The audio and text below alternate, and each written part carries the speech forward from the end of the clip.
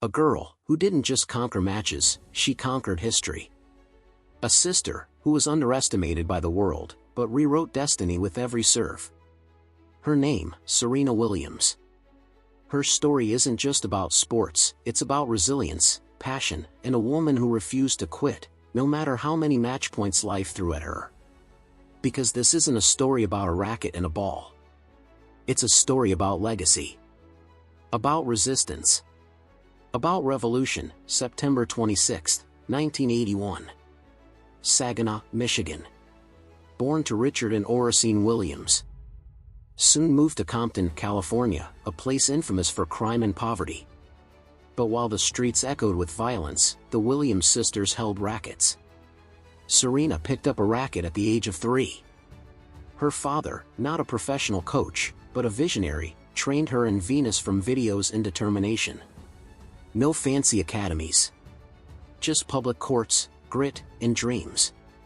Richard used a 78-page playbook he wrote himself, believing his daughters could become world champions. He saw what no one else could see. He built soldiers, not just players. And Compton wasn't a setback. It was the proving ground. At just 17, Serena wins the US Open. A teenager stuns the world. While Venus had already made headlines, Serena stepped into her own light. She didn't just win, she dismantled the expectations placed on her. 2002 to 2003, the Serena Slam. She held all 4 Grand Slam titles at once. Wimbledon, US Open, Australian Open, French Open. She wasn't just winning, she was dominating.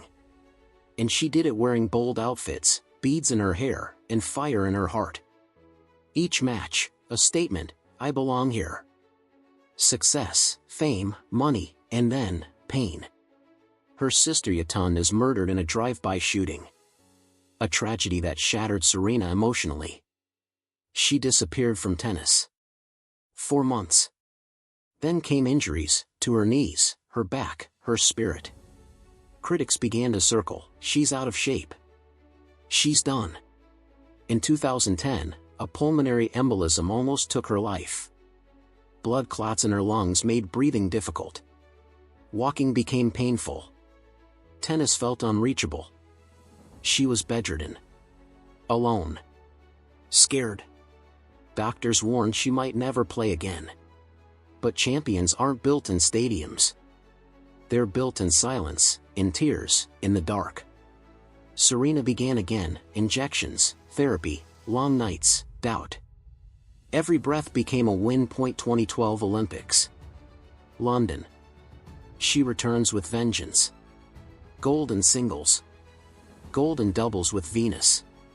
Then comes 2015. At 33, while others retire, Serena wins 3 Grand Slams in one season. Her power is unmatched. Her footwork, relentless. And then, the impossible. She wins the Australian Open. While 8 weeks pregnant. Carrying a child, while carrying the weight of a trophy. A historic win, and she hadn't told anyone. Later, she reveals that birth was complicated. An emergency C-section. More clots. A near-death experience again. But she fought back. For her daughter. For herself. 23 Grand Slam singles titles, most in Open era. For Olympic gold medals. $94 million in prize money. But numbers don't define her. She shattered stereotypes. Redefined beauty. Gave voice to racial injustice. She fought for equal pay.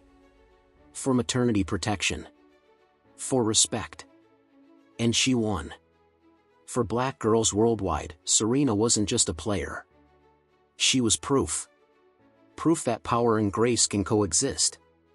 In fashion, she created her own line, bold, unapologetic. In business, she launched Serena Ventures, investing in over 60 companies, many led by women and minorities. She taught the world that greatness isn't just how you play, it's what you build. Her words. A champion is not defined by their wins, but by how they recover when they fall. Serena Williams' story isn't just about tennis.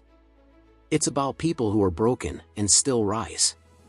About women told they aren't enough and still lead. About mothers who still dominate.